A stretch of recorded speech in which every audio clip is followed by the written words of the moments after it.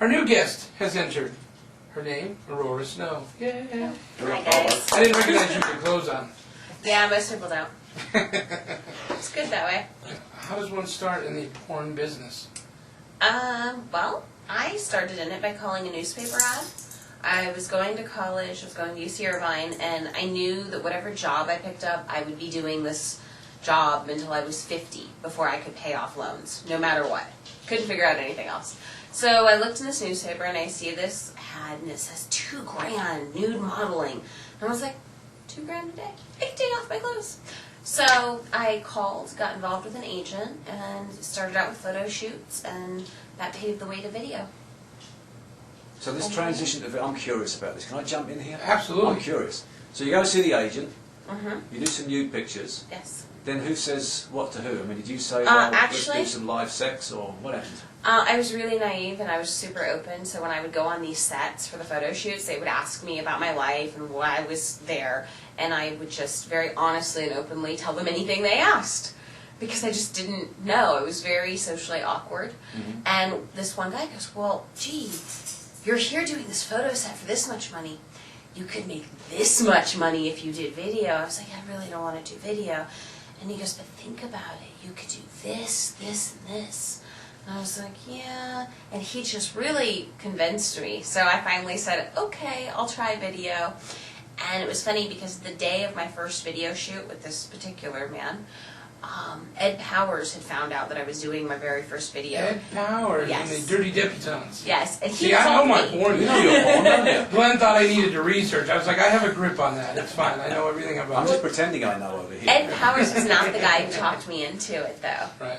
Ed Powers had called and said, okay, I heard you're doing your first scene. Get over here. I'll pay you this much money. So I went and did my first scene with Ed, and then a few hours later did my other first scene. So the first scene, this is the first time you do it. Mm-hmm. I mean, how clinical is it, would you say? The very first time I did it, I'd never watched porn. I was really, really quiet. I was really nervous. You know, you've never watched porn, Yes. and yet you're about to go and have sex with somebody you've never met Yes. on film. Yeah. Okay, I'm in. Keep going. So you get there and what? I mean, it's just like get your drawers down and here we go, or what? You know what? Ed Powers is the nicest guy to have your first video with. He's very used to new girls coming in, and he tried to make me feel as comfortable as possible. And he just like, it wasn't so much drop your drawers. It was, hey, I love we're when gonna she says that. Drop your drawers. I'm getting turned on just listening to this. It was just, he had his handheld video camera, and then he had like a few cameras on tripods so he could get every angle. And he tried to make it a very pleasant experience. I think his main objective was like making the girl not nervous. Did he discuss, like, we're going to do this, no, we're going to do that? So you went through a list of kind of things you were going to do initially? An overview. An Yeah. overview, yeah. He absolutely, he said, okay, here's the idea, this is what we're going to be doing, this is what I want to get done, but just relax and have fun with it. He got a storyboard, I just want to get off the polite way of talking about this right now. I mean, when the guy sits down with you and says, we're going to do an overview, what does he say? Now what does he say, or what do they normally say to new girls? Well, both. I mean, Okay. what was your experience the first time? Yeah, what was the sales pitch? See, I don't remember it that clearly. It was a long time ago. Right. Um, Well, even nowadays, like you go in Nowadays, and you give an overview, what they we say. go in, yeah, I mean, we'll sit down, like I did, I don't know, you do different scenes, you go in, the guy goes, the director usually will sit you down and go, okay, here's the thing. I want a really aggressive scene. Where can he hit you? Can he hit you? And I usually have rules like neck down, have fun. And other directors, other days it might be a foo-foo day where they go, we want this to be very loving, kissy, caressing. Do you kiss? Right. Because some girls don't kiss. So those types That of always things. bothers me. They'll do everything else, but they just won't kiss. Yeah, that bothers me as well. I mean, there'll be all sorts of stuff dripping off their Yeah. chin, but no kissing. Yes. It's like a jar of Yeah. mayo just exploded, but hey, I'm not kissing this Yeah, guy. I'm not kissing you. You're gross. Doesn't make any sense. What do you enjoy? I mean, obviously it can't all be enjoyable, or is it all enjoyable? I always make sure that there's something in my scene I enjoy. Always. What I was on always the find list? something. I know this sounds really lame, but one of my favorite things to shoot lately is boy-girl. I don't get to shoot a lot of that. I end up shooting like a lot of 3 ways, 4 ways. I've been shooting a lot. So when I get called to do a boy or girl, it's like really exciting. Just the one-on-one sort of situation. That one-on-one. Yeah, sometimes you can make this more passionate and a lot more intense. Mm-hmm. But, you know, doing a guy and a girl, lots of fun too. For a while I had a thing for group scenes, like gangbangs, so I did a lot of those for a while. I go through different phases of what I like, and it depends on what I'm getting booked more for. So then I have my fill, and then I go, okay, now what? Have your fill, as in Yes. this play on words.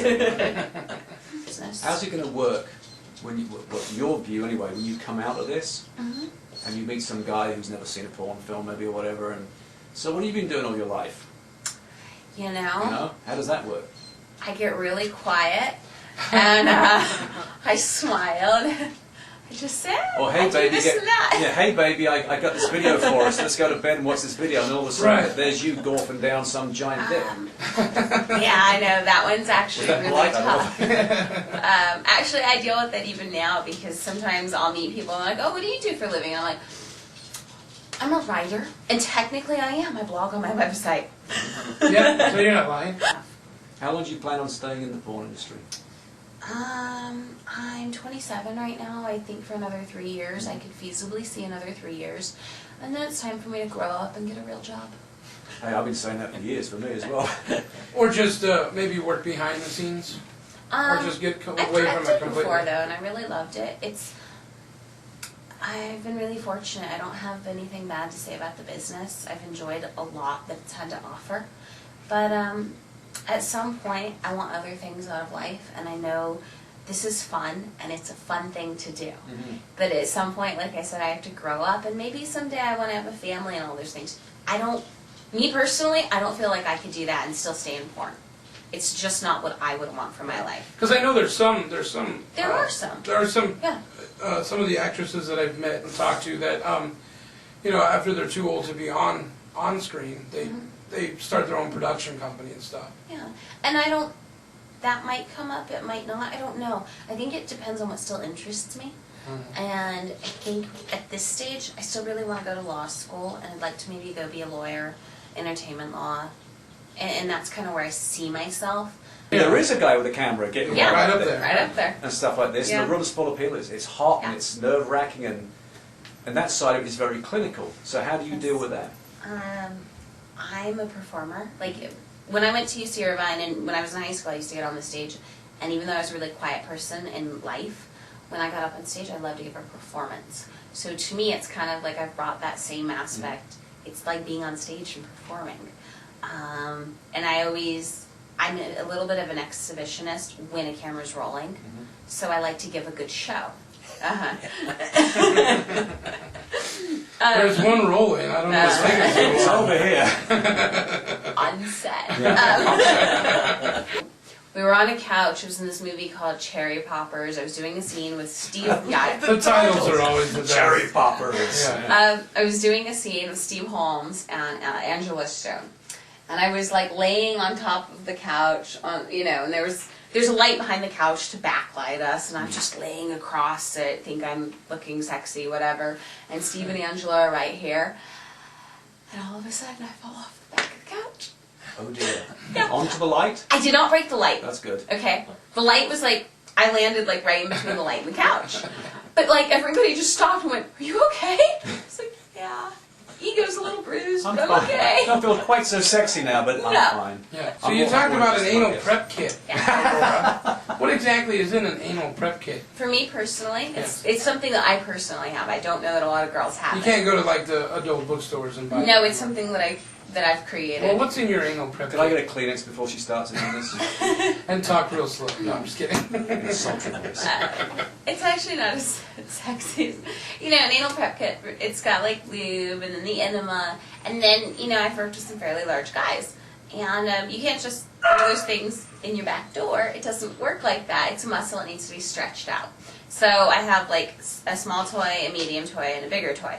That way, before my anal scene, I can kind of go in the bathroom, and depending on the size of the guy, get stretched out and just sort of ready to work, so that my body's already warm and loose, so that I can do those things. That's the secret. That's Yeah. what I'm doing wrong with the missus. Right. All right, we're going to wrap this up. So thanks again for being here. Thank Wrap you it up. guys Did you for say We're having gonna me. wrap it up. Wrap it up. We'll be Everything's an innuendo with porn in it. I'm going to wrap it up. Yes.